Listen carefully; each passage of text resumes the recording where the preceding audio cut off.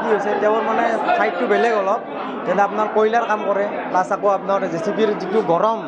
তাত কোনো ব্যৱস্থা নাই সেফটি শ্বুজ নাই প্লাছ আপোনাৰ ডিউটি হৈছে আমাৰ 12 ঘণ্টা ডিউটি 12 ঘণ্টাত আমি তেখেতসকলক আগতেও কৈছোঁ মালিক কৰ্তৃপক্ষক আগতেও কৈছোঁ যে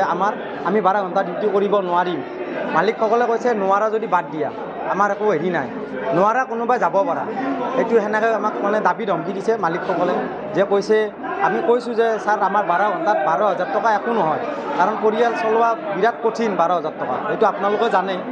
এইটো কথাই কৈছোঁ যে আৰু ইয়াত যিটো মৃতকৰ দেহ লৈ হোৱা আছে এইটো হৈছে আমাৰ ভূপেন হাজৰিকা তেখেত মোৰ গাঁৱৰে হয়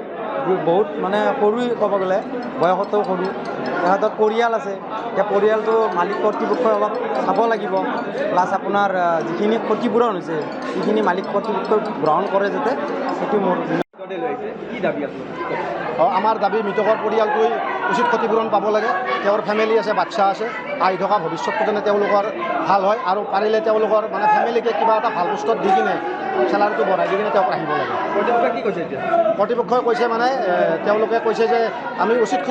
ক্ষতিপূৰণ এটা দিম বুলি কৈছে মই সেইটো কথাই ক'লোঁ যে 12,000 টকা কৰি মাহত তেওঁক দিব কিন্তু কিমান বছৰলৈ দিব আজিৰ পৰা 5 বছৰ পিছত 12,000 টকাৰ মূল্যটো নিশ্চয় নাথাকে সেইটো কাৰণতে আমি আহিছোঁ ইয়াতে আমি প্ৰতিবাদ চলি থাকিব যেতিয়ালৈকে মানে মালিক পক্ষৰ পৰা উচিত ক্ষতিপূৰণ পোৱা নাযায়।